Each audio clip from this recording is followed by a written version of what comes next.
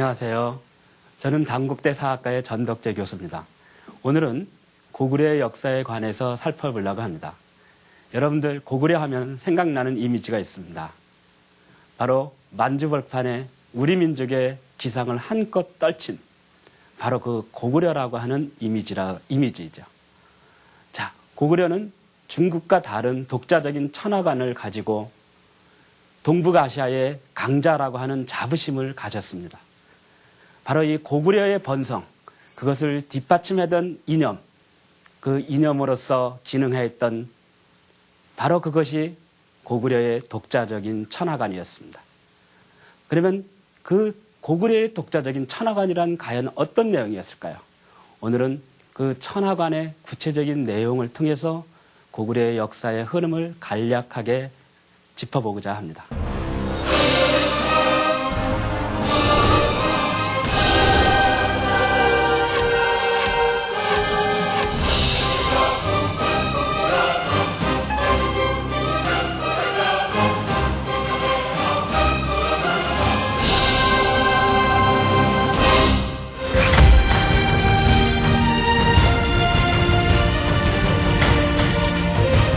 그러면 천하관이라고 하는 것은 무엇일까요?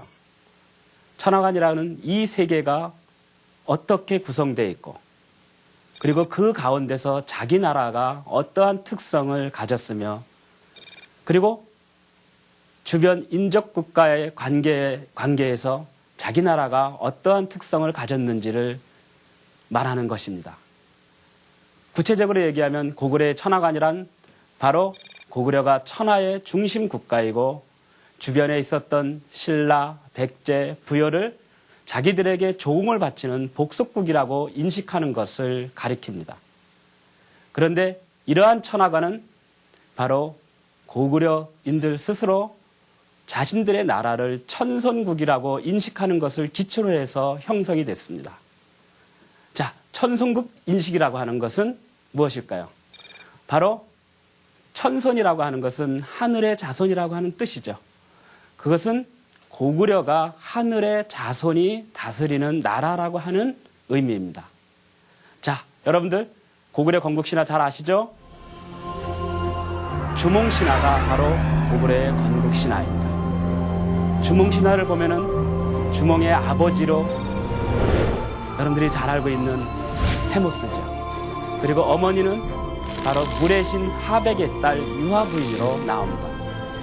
해모스가 유화부인과 관계를 맺어서 주몽을 낳는다라고 하는 것이 건국신화의 중심적인 줄거리를 이루고 있습니다. 바로 삼국사기나 삼국유사 또는 동명왕편에 전하는 내용이죠. 자, 그런데 해모스는 자기 스스로 천재의 아들이라고 얘기를 합니다. 여기서 천재란 바로 하늘임금 또는 하늘신 또는 천신을 가리킨다고 볼 수 있습니다. 그런데 고구려인이 직접 세운 광개토학릉기에 따르면 주몽의 아버지는 천재라고 했습니다. 그리고 어머니는 물의 신 하백의 딸이라고만 나옵니다. 다른 기록에도 비슷한 내용이 보이고 있습니다. 해모스의 아들이건 천재의 아들이건 주몽이 하늘의 자손이라고 하는 것은 변함이 없습니다. 고구려인들은 바로 하늘의 자손이 건국한 나라라고 생각했죠. 그리고 주몽의 후손들이 고구려 왕위를 이어갔습니다. 자연적으로 하늘과 핏줄로 연결된 왕들이 나라를 다스렸기 때문에 고구려를 천손국이라고 이해했던 것입니다. 그리고 고구려는 천손이 다스리는 신성한 나라, 그래서 신성국이라고 불렀던 것이죠. 바로 이러한 그 천손국 의식은 바로 고구려 독자적인 천하관 형성에 중요한 기초를 이루게 됩니다. 자, 그러면 이러한 천하관은 언제 형성됐을까요? 자, 구체적인 천하관의 형성 시기를 살펴보기에 앞서 간단하게 고구려의 역사의 흐름을 짚고 넘어가도록 하겠습니다. 여러분들 삼국사기에 따르면 주몽이 고구려를 기원전 37년에 건국했다고 나옵니다. 사실 그대로 믿을 수 있을까요? 중국 사람 진수가 지은 삼국지 위서 동의전에는 초기에 손오부가 왕권을 차지했다가 후에 게르부가 점점 힘을 키워 왕권을 빼앗았다라고 기록하고 있습니다. 고구려 초기에 힘이 센 부가 왕위를 계승했다라고 하는 것을 알려주는 중요한 자료입니다. 고구려는 초기에 5개의 부가 연합해서 국가를 이루고 있었습니다. 오부란 계로부, 손오부, 전로부, 환노부, 관노부를 가리킵니다. 환노부는 다른 말로 순노부라고 부르기도 합니다. 이 가운데 초기에 손오부가 힘이 세서 고구려 왕위를 계승하였다가 어느 시기엔가 게르부가 왕위를 빼앗아서 왕위를 계승했다라고 볼 수 있는 거죠. 그런데 바로 주몽은 게르부의 대표였습니다. 결국 주몽의 고구려 건국은 손오부에서 게르부의 왕권의 이동을 말하는 것이라고 볼 수 있는 거죠. 바로 고구려 사람들은 기원전 37년 무렵에 게르부가 왕위를 차지하면서 그때부터 고구려 역사가 시작이 된다고 생각했고 주몽을 고구려 건국자라고 미화했던 것입니다. 그러면서 그 이전의 역사를 다 부정해버렸죠. 그러나 실질적으로 고구려는 손오부가 왕위를 계승할 때도 존재했다고 보여집니다. 그 시기는 구체적으로 언제인가? 여러 가지 논란이 되긴 하지만 대체로 기원전 75년경이라고 보고 있습니다. 바로 그때 고구려 사람들이 중국 분현의 하나였던 현토군을 공격해서 요동 방면으로 몰아냅니다. 그때 여러 개의 부가 연합해서 손오부를 중심으로 해서 고구려라고 하는 국가를 이루었다라고 보고 있는 것이죠. 자, 기원전 37년이라고 하는 시점은 바로 손오부에서 게르부의 왕권이 넘어간 시기였고 그 게르부를 대표하던 사람이 바로 주몽이었다라고 볼 수 있습니다. 고구려가 그 이후에 크게 성장했던 시기는 바로 기원 1세기 태조왕대입니다. 태조왕은 현토군을 다시 공격을 해서 서쪽 방면으로 더욱더 몰아냅니다. 그리고 낙랑군을 공격하고 그리고 물산이 풍부한 동해안의 동옥자와 동래를 정복해서 영토를 확장을 합니다. 그래서 우리는 태조왕대에 고구려가 강력한 고대 국가로 성장할 수 있는 기틀을 다졌다고 이야기를 합니다. 자, 3세기 무렵에 고국천왕대에 가면 여러분들 고국천왕대에 유명한 재상 을파소가 기억나죠? 을파소가 만들었던 제도가 바로 이 진대법이라고 하는 겁니다. 여러분들 잘 알고 있는 제도죠? 자, 고국천왕대에 각 5부가 각자 독자적인 영역과 주민을 다스렸습니다. 그런데 이때 고국천왕은 5부의 독자적인 통치 조직을 부정하고 수도의 행정부획인 5부로 재편을 합니다. 보다 국왕의 권력을 강화하기 위한 의도였었죠. 3세기 중반 240년대에 위나라 관국엄의 침략을 받아서 한때 위기를 맞이하기도 합니다. 그러나 곧바로 그 위기를 수습하고 4세기에 등장한 미천왕은 313년에 한반도에 존재했던 낙랑군을 공격해서 없애버립니다. 그리고 그 다음 해에 또 다른 중국 분현의 하나였던 대방군을 공격해서 없애버리죠.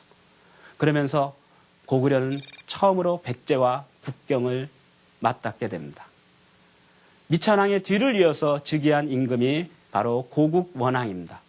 고국원왕은 낙랑과 대방군을 멸망시킨 그 힘을 바탕으로 해서 요동으로 진출하려고 했습니다. 그러나 선비족이 세운 전연에 의해서 요동 진출이 좌절이 됩니다. 그리고 나서 백제에 대한 공격을 감행을 하죠. 그러나 고국원왕의 남진 정책도 결과적으로는 371년 평양성 전투에서 백제군이 쏜 화살에 고국원왕이 맞아 전사함으로써 실패로 끝나게 됩니다. 그 뒤를 이어서 즉위한 임금이 바로 소수리망이죠. 소수리망은 대외 팽창보다는 내부의 국가체제 정비에 힘을 기울입니다. 그리고 이러한 국가체제 정비에 힘입어서 광개토왕과 장수왕이 활발한 대외정복 활동을 벌여서 크게 영토를 넓혔습니다. 이에 관한 내용은 다음 시간에 자세하게 살펴볼 예정입니다. 자, 천하관은 언제 형성되었을까?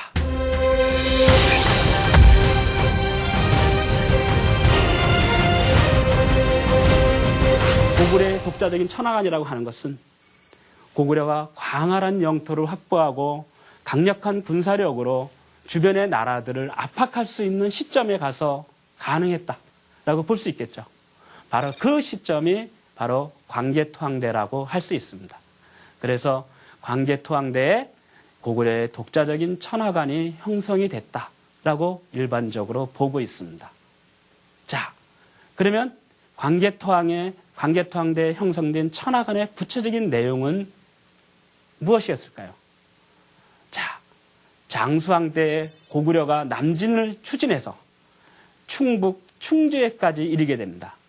그것을 기념해서 고구려 사람들이 비석을 세우는데요. 여러분들이 잘 알고 있는 중원 고구려비라고 하는 겁니다. 중원 고구려비는 언제 세웠는지 논란이 많습니다. 대략 449년에 세웠지 않았느냐라고 하는 의견이 다수를 차지합니다. 그런데 여기에 신라매금 또는 동이매금이라고 하는 표현이 보입니다. 매금, 처음 들어보는 명칭이죠. 이것은 신라의 왕호 가운데 하나인 마립간을 가리키는 것입니다. 신라의 마립간을 매금이라고 부르기도 했답니다. 신라매금, 동이매금은 결국은 신라왕을 가리키는 표현이라고 할 수 있겠죠. 그런데 여기서 우리가 주목할 내용은 바로 신라를 고구려가 동이라고 부르기도 했다는 것입니다. 동이, 많이 익숙한 개념이죠. 왜 고구려가 신라를 동이라고 불렀을까요? 여기에 고구려 천하관의 핵심 내용이 담겨 있습니다. 자, 중국에서는 일찍부터 자기들의 독자적인 천하관을 가지고 있었습니다. 중국이 바로 세계의 중심이다. 문명이 가장 발달한 세계의 중심 국가. 그래서 가운데 중자에다 나라 국자를 써서 중국이라고 표현했습니다. 그리고 중화라고 부르기도 합니다. 그리고 주변에 있는 이민족들을 오랑캐라고 여겨서 동쪽에 있는 오랑캐를 동이, 서쪽에 있는 오랑캐를 서융, 북쪽에 있는 오랑캐를 북적, 남쪽에 있는 오랑캐를 남만이라고 불렀어요. 중국 사람들은 만주와 한반도에 살고 있었던 우리 민족을 동쪽에 있는 오랑캐라 그래서 동이라고 불렀던 것입니다. 여러분들이 익히 잘 알고 있는 내용이죠. 자, 그리고 중국 사람들은 이러한 세계의 중심인 중국은 문명이 발달한 나라고 주변에 있는 이민족들, 오랑캐들은 문명이 낙후된 나라라고 생각을 했습니다. 이렇게 세계의 중심이 중국이고 그리고 주변에 있는 오랑캐들은 문명이 낙후된 그런 나라라고 하는 인식에 이념적 기반이 됐던 것이 바로 중화 사상이라고 하는 것이고 그리고 중화와 오랑캐를 구별하여 보는 인식, 그것을 우리가 화이 사상이라고 부르게 됩니다. 자, 중국 사람들은 예전부터 화이 사상에 입각해서 주변에 있는 이민족들은 중국의 천자, 즉 황제에게 정기적으로 사신을 파견해서 황제를 조회하고 특산물을 바치도록 요구했습니다. 거기에 대해서 중국의 황제는 답례품으로 선물을 하사하고 그리고 사신을 파견한 그 나라의 정치적 지배자를, 지도자의 정치적 지위를 인정해 줬습니다. 자, 이런 사신을 파견해서 황제를 조회하고 특산물을 바치는 행위를 우리가 조공이라고 부릅니다. 그리고 그 나라의 지배자의 정치적 지위를 인정해주는 그 제도를 우리가 책봉이라고 부릅니다. 그리고 이러한 조공과 책봉의 관계로 맺어진 중국과 이민족과의 정치적 관계를 우리가 조공, 책봉 관계라고 얘기를 합니다. 자, 고구려가 신라를 동이라고 부른 것은 바로 이런 중국 중심의 천하관을 고구려가 수용을 해서 고구려는 중하국가, 천하의 중심국가라고 생각을 하고 바로 신라는 동쪽에 있는 오랑캐, 즉 동이라고 불렀던 것입니다. 동이는, 즉 신라는 고구려의 복속대에서 항상 조공을 바치는 나라라고 인식을 했던 것이죠. 중원고구려배에는 또 다른 내용이 나옵니다. 그것은 신라 매금, 즉 신라 왕이 고구려 왕을 찾아와서 조공을 바치면서 예를 다했다라고 하는 그런 기록이 보이고 있습니다. 여기에 대해서 고구려 왕은 의복, 아마 고구려의 관복이라고 보여지는데요. 의복을 사여했다라고 하는 내용이 나옵니다. 그러니까 신라의 왕이 고구려에 와서 조공을 바치고 예를 다하자, 여기에 대한 답례로 고구려 왕은 관복을 사여했던 것으로 볼 수 있는 거죠. 그러니까 두 나라가 조공을 매결해서 지배와 복속의 관계를 맺고 있었다고 볼 수 있는 겁니다. 고구려는 신라 이외에 복속국이라고 생각한 나라가 더 있었습니다. 광개토항릉비에 보면은 백잔과 신라는 예로부터 우리의 복속국으로서 조공을 바쳤다라고 하는 기록이 보이고 있습니다. 371년 평양성 전투에서 고국 원왕이 전사하죠. 그때부터 고구려는 백제를 원수와 같이 여겼습니다. 그래서 잔인한 잔자를 써서 백제를 백잔이라고 멸시했던 것이죠. 그리고 광개토항릉비에 보면은 동부여가 추모왕 때부터 우리의 복속국이었다라고 하는 기록도 보이고 있습니다. 신라 이외의 백잔, 즉 백제와 동부여도 고구려의 조공을 바치는 복속국이라고 이해했던 것입니다. 자, 여기서 광개토항릉비에 나오는 기사 가운데 논란이 되는 기사가 하나 있습니다. 바로 그 유명한 신묘년조 기사입니다. 신묘년조 기사 많이 들어본 사람도 있을 겁니다. 일제식민지 시기에 식민사학자들은 임나일본문서를 주장을 했습니다. 임나일본부, 혹시 알고 있는지 모르겠네요. 고대의 일본이 한반도 남부에 있었던 가야, 즉 임나를 직접 통치하고 그 주변에 있었던 신라와 백제를 복속국으로 삼았다라고 하는 내용입니다. 여기에 대해서 예전부터 한국 학자들의 반발이 심했습니다. 현재는 임나일본문서는 거의 부정되고 있다고 보아도 좋을 것입니다. 그런데 일본 학자들이 신묘년조 기사를 임나일본문서를 증명하는 기사로서 굉장히 중요시 여겨서 그 때문에 광개토항릉비를 일본으로 가져가려고 하다가 실패하기도 했습니다. 자, 신묘년조 기사의 내용은 다음과 같습니다. 백잔과 신라가 예전부터 우리의 복속국으로서 조공을 바쳤다. 그런데 신묘년은 391년을 가리킵니다. 신묘년에 왜가 바다를 건너와서 백잔, 그 다음에는 비문이 마멸돼서 정확한 글자를 알 수 없습니다. 그래서 백잔 뭐뭐, 그 다음에 신라를 격파해서 신민, 즉 복속민으로 삼았다라고 하는 내용입니다. 이것을 근거로 해서 임나일본문서를 증명하고자 했던 것이죠. 그러나 이 신묘년조 기사는 사실에 근거하였다고 보기는 어렵습니다.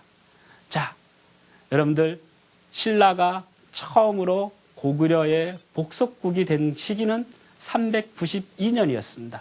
광개토왕이 즉위해서 고구려가 힘이 세지자 신라의 내무랑은 실성을 볼모로 보내서 스스로 고구려의 복속국이기를 자처했습니다. 그 이전에 신라가 고구려에 조공을 바치는 복속국이었다는 증거는 찾을 수 없습니다. 백제는 어떠했을까요?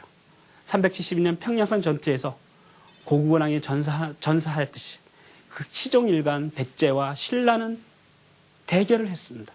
결코 백제가 고구려에 조공을 바친 기록이 남아있지는 않습니다. 자, 이렇게 391년에 신라와 백제가 고구려에 조공을 바치는 복속국이 아님에도 불구하고 왜 고구려 사람들은 광개토항릉비에서 신라와 백제를 복속국이라고 기록하였을까요? 바로 여기에 고구려의 독자적인 천하관이 중요한 역할을 한다라고 하는 것을 알 수 있습니다. 고구려는 천하관을 만들면서 백제와 신라는 자기들에게 조공을 바치는 복속국이라고 생각을 했던 것입니다. 그래서 광개토왕비에 그렇게 기록을 했던 것이죠. 자, 신묘연지 기사에 다음에 나오는 내용이 무엇이냐?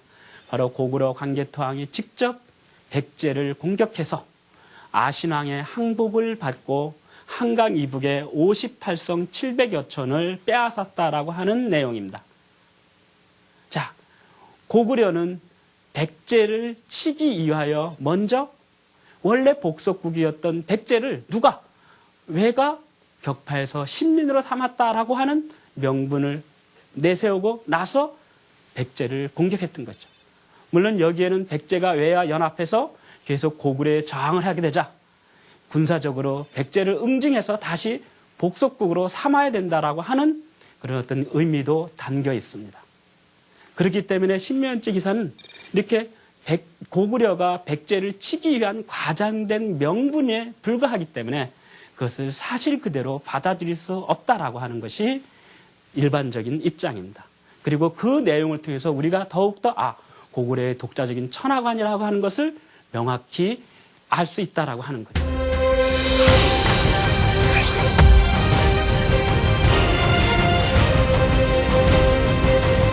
지금까지 고구려의 천하관에 대해서 살펴봤습니다. 그런데 고구려의 천하관의 내용 속에는 중심 국가로서 고구려 왕이 지켜야 될 의무가 있었습니다. 자, 399년에 왜가 신라를 침략을 합니다. 그러자 신라의 내무랑은 고구려의 사신을 보내서 도와달라고 광개토왕에 요구를 합니다. 이에 대해서 광개토왕은 5만의 군대를 보내서 신라를 침략한 왜군을 무찌릅니다. 자, 이걸 통해서 우리가 무엇을 할 수 있느냐? 바로 중심국가, 천하의 중심국가인 고구려는 바로 복속국이 외부 세력에 의해서 침략을 당하는 경우는 그 외부 세력의 침략을 막아내고 복속국의 안전을 지켜야 된다라고 하는 의무를 가지고 있었습니다. 그리고 광개토왕릉비에 따르면은 원래 동부여가 추모왕 때부터 우리의 복속국이었는데 중간에 배반하자 군대를 보내서 다시 동부여를 응징하고 복속국으로 삼는다는 내용이 보이고 있습니다.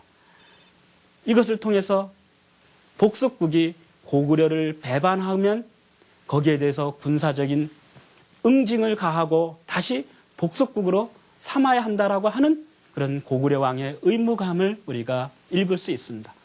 물론 백제의 경우도 역시 마찬가지라고 볼 수 있습니다.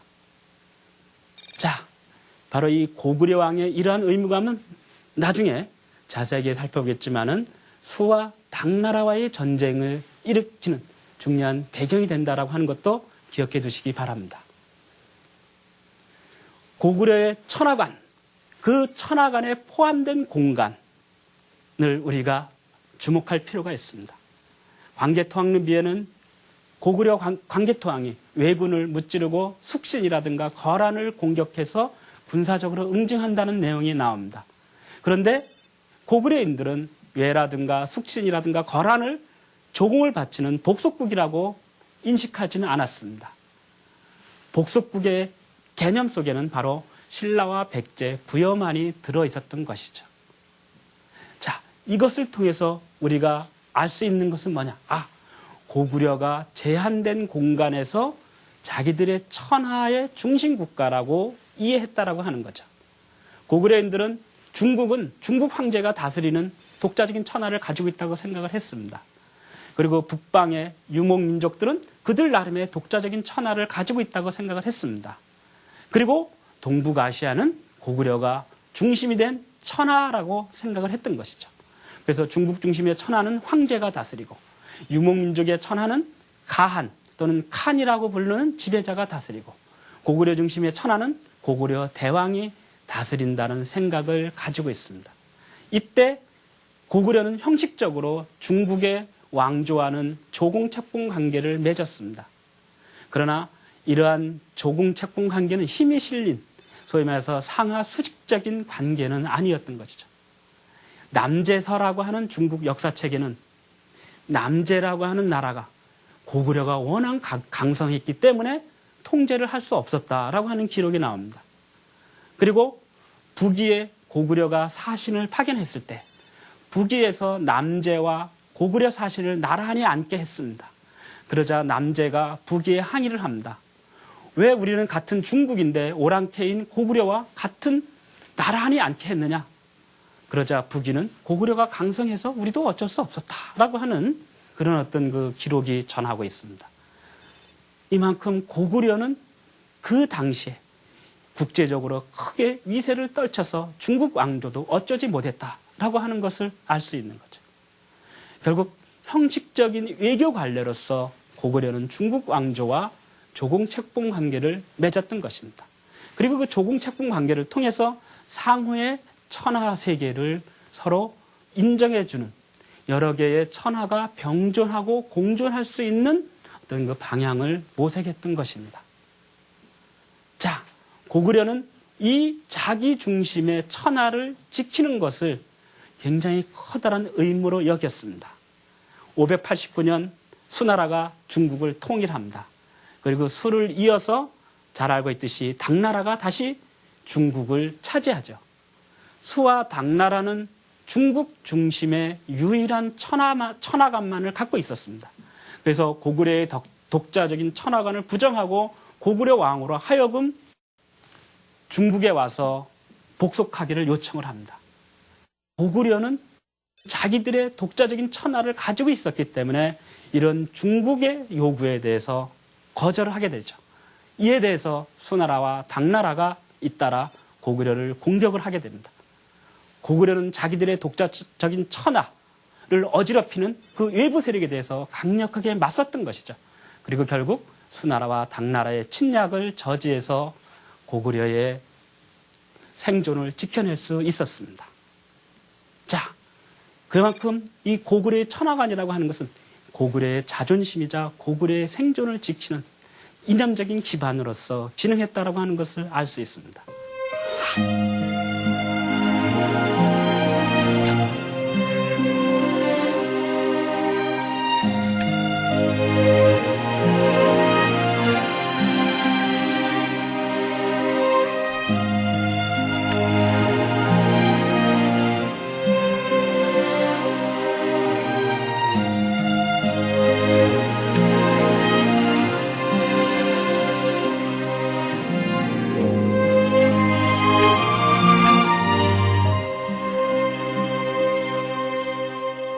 자, 여기서 천하관에 담겨진 또 다른 의미를 하나 우리가 좀 찾아볼 필요가 있습니다. 거란, 숙신 외는 왜 복속국이라고 인정하지 않고 신라, 백제, 부여만을 복속국이라고 인정을 했을까요? 여러분들, 주몽이 어디로부터 도망해 왔죠? 부여로부터 도망해 왔습니다. 결국 부여와 고구려는 같은 족속이라고 하는 것을 전제로 하는 것이죠. 자, 여러분들 백제를 세운 원조 누구의 아들로 나오죠? 바로 고구려 건국자 주몽의 아들로 나옵니다. 물론 실제 원조가 주몽의 아들은 아니었습니다. 여기에는 바로 백제를 세운 주체 세력들이 부여나 고구려계 유이민이라고 하는 이주민이라고 하는 것을 반영하고 있다고 볼 수 있는 거죠.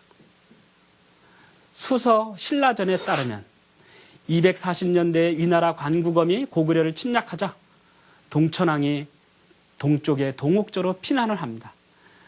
다시 위나라 장수 관구검이 물러간 뒤에 동쪽으로 피난했던 고구려 사람들이 다시 원래로 돌아갔지만 그 일부가 신라 사람이 되었다라고 하는 기록이 나옵니다. 그리고 거기에는 신라는 중국 사람, 고구려 사람, 백제 사람이 섞여 있다라고 하는 기록도 전하고 있습니다. 광개토왕이 396년에 백제를 공격해서 한강 이북에 58성 700여 촌을 빼앗습니다. 이때 포로로 데려온 백제인들을 고구려 사람들은 한족과 예족이라고 불렀습니다. 이것은 고구려에 한족과 예족이 많았다라고 하는 것을 얘기해 주는 거죠. 자, 신라는 고조선 유민들이 한족과 융합해서 세운 나라였습니다. 백제의 지배층은 부여나 고구려계 계통이지만은 피지배층의 다수는 바로 한족이었습니다. 고구려, 백제, 부여, 신라는 종족적으로 서로 긴밀한 관계를 가지고 있다고 볼 수 있는 거죠. 그리고 4세기 이후에 세 나라 사이에 고구려, 백제, 신라 사이에 접촉과 교류가 활발해지면서 문화적으로 상당히 공통성을 가지게 됩니다. 이처럼 고구려는 종족적으로, 문화적으로, 그리고 또 지리적으로 부여와 백제와 신라는 자신들과 긴밀한 유대 관계를 가진 나라라고 생각을 했습니다. 반면에 거란이라든가 숙신이라든가 외는 종족적으로, 문화적으로 자기들과 크게 관련이 없는 나라라고 생각을 했던 거죠. 그래서 이런 이유 때문에 고구려는 신라, 백제, 부여를 자신들의 복속국이라고 주장을 했고, 거란 등은 복속국이 아니라고 생각을 했던 것입니다. 5세기 단계에 고구려가 신라, 백제, 부여를 복속국이라고 인식했다는 걸 통해서 우리가 알 수 있는 한 가지 사실이 있습니다. 그것은 바로 민족의식의 원초적인 모습이라고 하는 거죠. 고구려는 무언가 신라와 백제는 고구려와 긴밀한 관련을 가진 나라라고 인식을 했다는 겁니다. 물론 그 당시에 고구려가 신라와 백제를 같은 민족이다 또는 동족이다라고 인식하지는 않았습니다. 그러나 거란이라든가 숙진이라든가 일본, 즉 외 등과 비교했을 때는 신라와 백제는 고구려와 매우 긴밀한 유대 관계를 가지고 있는 동료의식을 가지고 있었다라고 얘기할 수 있는 거죠. 아주 원초적인 모습이 남아 고구려의 천하간에는 바로 5세기 단계의 삼국민 사이의 동족의식을 엿볼 수 있는 아주 초보적인 모습을 우리가 살필 수 있다라고 하는 겁니다. 자, 삼국은 6, 7세기를 거치면서 더욱더 활발하게 접촉하고 교류하고 전쟁을 합니다. 그러면서 삼국민 간의 동족의식이 더욱더 발전해 가는 거죠.